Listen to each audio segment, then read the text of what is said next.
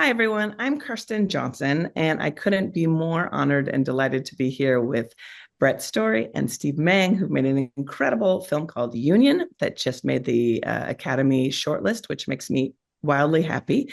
And I just want to situate us in time. It's December 21. We are at the holidays, at the time when the shipping of Amazon goods and their delivery is critical to many people in the world. And there's a strike happening. So, Steve, I hear that you were out till 4 in the morning last night, still filming, even though the completed documentary has hit the shortlist. So, tell us what's up. Yeah, there was a bit of expectation management with a lot of the participants from Union asking if this was the start of part two, um, which it's not, but we do, Brett and I and our team wanted to do a follow-up piece that would actually just give a shorter update because, as you said, we're in peak season. This is the moment where workers are feeling the most exhausted, the most kind of abused and in pain. And with this dread of sensing that, like right around the corner after the holidays is when they may get fired, let go, be retaliated against for something, especially if you're an organizer. So, what was happening was that after the Amazon Labor Union affiliated with the IBT, the Teamsters authorized two buildings to strike in New York, JFK 8, where we filmed, and a building in Maspeth called DBK 4. And so after setting a deadline for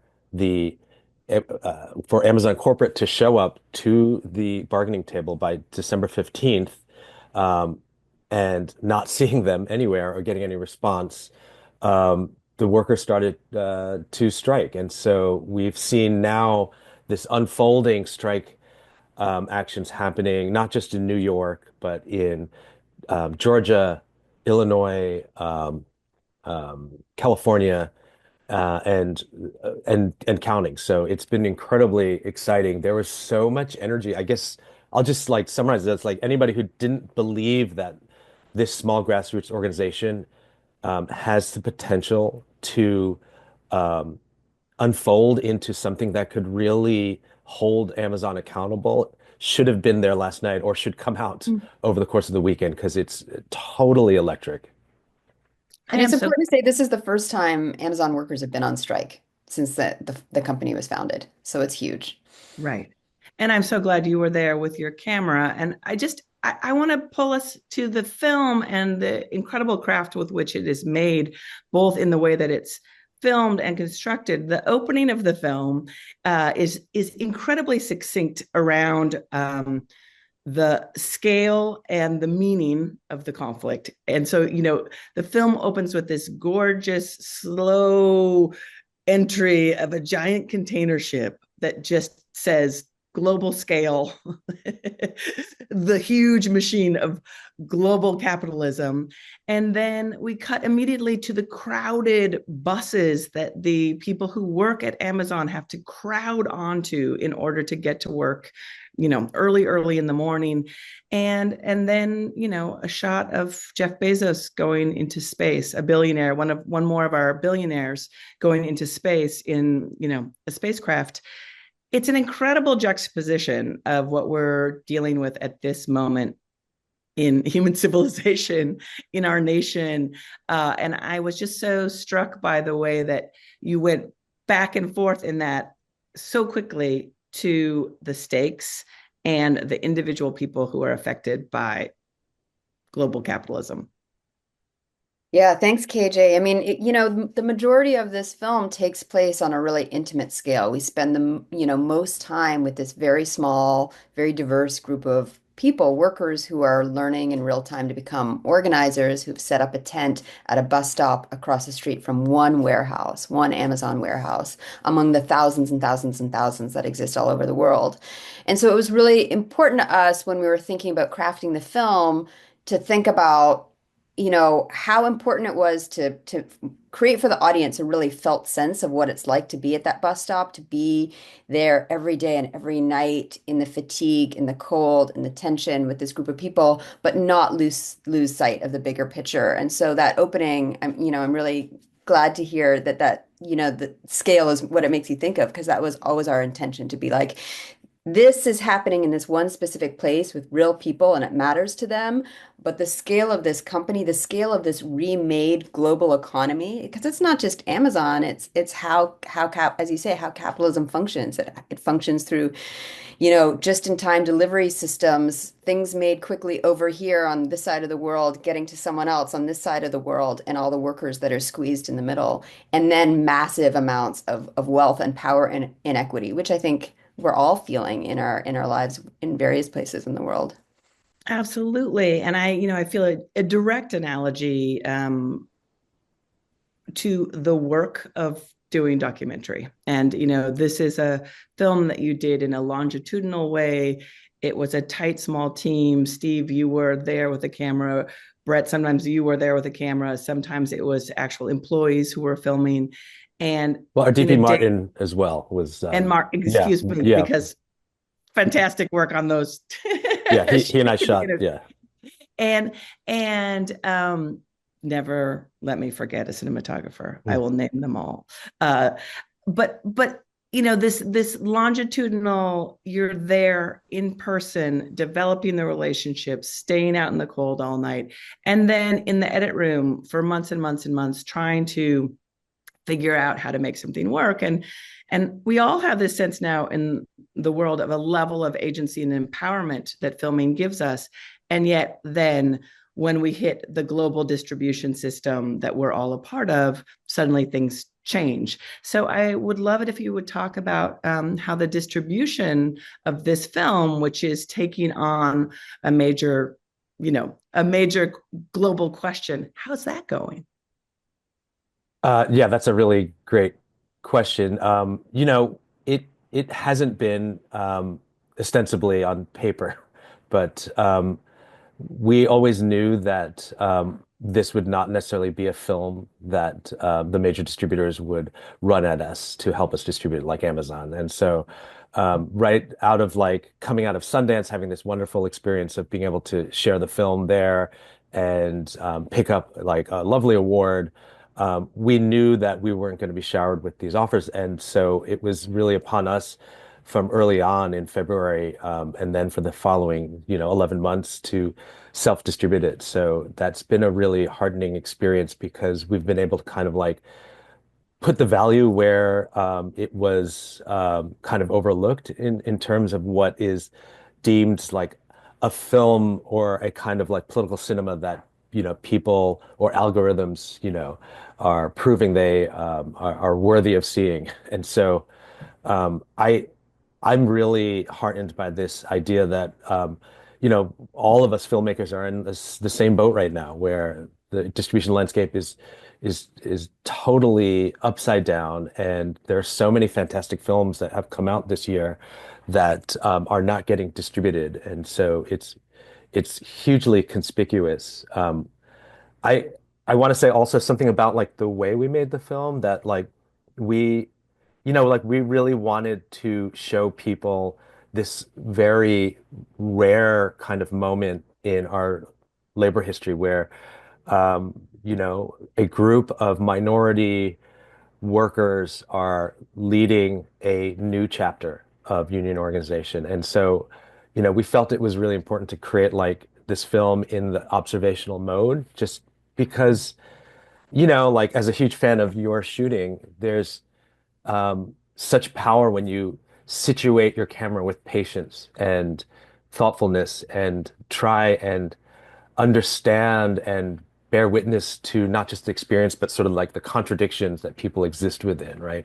That here's a group of workers who are totally hurting and they're being called essential and they're being treated as utterly expendable, and yet are willing to put everything on the line when there's so little left to lose in order to um, actually just try and improve not just their situation, but their coworker situation. And so all of the exhaustion and the pain, but also the determination that comes with that, I think was really meaningfully exposed or just brought to the fore as the longer we spent time there. It was, we shot like 300 days and we spent about 4 years of time getting to know them in total. And I think this idea of like the film we made could have been a lot easier in some ways, but I don't think we would have been able to kind of understand that like this was not about like capturing or snatching up the decisive moment or soundbite. It was about trying to invert this idea of like what is newsworthy in terms of talking about this group because of the nature of the sort of like um, the very first and historic kind of um, importance of what they're doing. For someone who was out until 3 in the morning filming Steve, you're showing us how and why you're able to make a film like this with Brett and your crew. It It's is those of us who really care about observational filming, which is filming that demands investment of time, bodily, intellectual, heart, emotional energy. Uh, it has its fruits, and its fruits are complex portraits of humans who would never be seen. And I think this is the work, and you are both doing the work in such extraordinary ways. Brett, I know I want to hear you respond to this because it's a joy always to listen to both of you talk, and it's such a joy to watch this film. I want to say, like, even though we talk about the tiredness and the energy, this film plays like a thriller for me. It's gripping to watch. It's moving to watch. It's deeply inspiring to watch. Thanks, KJ. Yeah, I mean, I think that any filmmaker, when they start a project, have to ask themselves, why is this a film? Like, is this a film just because it's topical? Is this a film just because it's like in the news headlines? In our case, it was a little bit in the news headlines. It was a little bit topical. I mean, people were talking about essential workers during the pandemic. People are talking about Amazon and its massive growth. Chris was somewhat of a known person.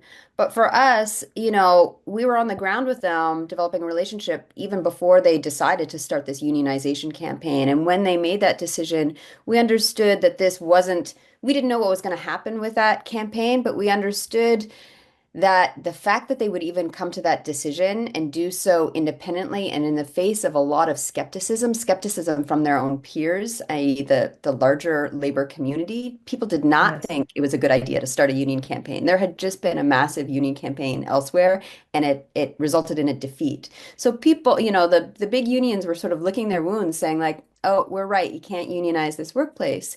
And so I think for us, getting to know these workers and asking yourselves, what is this film really about? And therefore, what form should it take? I think it was for us always at its core about this question of how people come to struggle, why they come to struggle, where they come to struggle, what they learn about themselves, how they come into and get transformed in the process, and at a moment of a really a palpable sense of powerlessness that a lot of people around the world are feeling even today. I do certainly in a lot of my lowest moments. The idea of a group of people finding in each other a sense of possible purpose, again, even in the face of tremendous odds, was really interesting to us. And then the question became like, what do they do with that? Is it naive? Are they being idealistic? Like, what is that going to become once they actually commit to doing the work? And that it was very clear that it had to be in the observational mode because we didn't know what was going to happen with the campaign. We didn't know if there would be exciting beats to follow in a traditional kind of campaign, structure, or if there would even be an end result. But we did know that there was something that was worth witnessing if we were just spent time with this group of people. Again, and thinking about it as a portrait of a group dynamic. There's humans, but there's humans who live in a social world, in a society, and every message they're getting, including from their boss, is to think of themselves as individual entrepreneurs on their way to success that they'll probably never actually achieve, at least not in Bezos terms. and then they're bucking that messaging and saying, no, we're going to try and learn how to do something collective as a weird organism that is this union. And that felt very, very important and valuable to witness, and to witness through the sort of patience and and close observation that only kind of the verite mode can offer. Oh, absolutely. I love that you bring up the effort of the collective, the work that it takes to be in collective conversation. And I think that this film raises existential questions for our times. And I think these dilemmas that we're all facing, how to be, what to strive for, who to be in conversation with, who to be in struggle with, has resonance for everyone right now. And then I think in particular for those of us in the documentary community, the way you've made the film, the way you are distributing it, the energy that it is giving you despite the labor that it is demanding. um, you know we talk, you use the word struggle, and I heard the word heartening also, and I would add the word pleasure, as I like to, because this is a film full of great pleasures, in particularly some of your portraiture, and I the great fashion icon Chris Smalls. If you watch this film, you will see him. So for those of us who are lovers of color in all of its forms, that's in this film too. But I feel like in this moment, when we're all desperately trying to decide, am I going to buy another thing for someone else in my life to express my love for them? I'm going to advocate, instead of pushing that Amazon Prime delivery button so fast, maybe take a moment and watch this film first and think about how we are in community with each other, and show some support for the incredible Brett Story and Steve Mang and the entire team who made this film and everyone who appears in it. I can't thank you enough for the gift that you have done in making this film. And it's part of this moment in time, and it's urgent. So I urgently urge you to see it and relish this film. KJ, it's so amazing to be in conversation with you always. Thank you so much. Yeah, thanks so much, KJ. Total pleasure, and go get some sleep, Steve. Thank you.